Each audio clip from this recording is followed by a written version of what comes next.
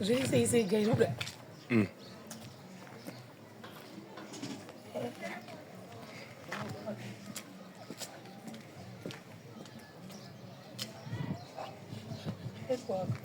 Go to work.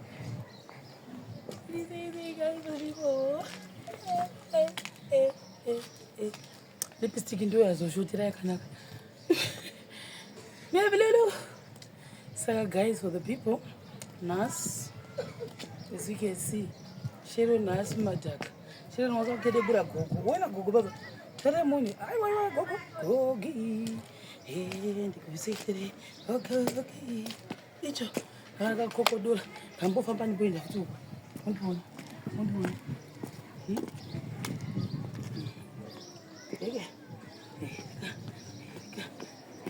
Come now, go to the one and get down and have a state. Man, to move on.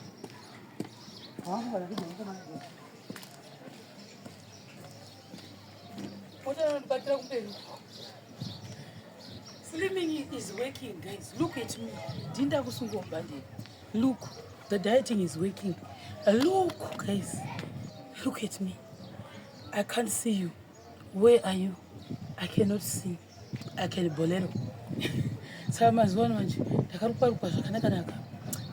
Kwasara mashades. Ndautsvaga mashades angu. Handiri guys. Bye.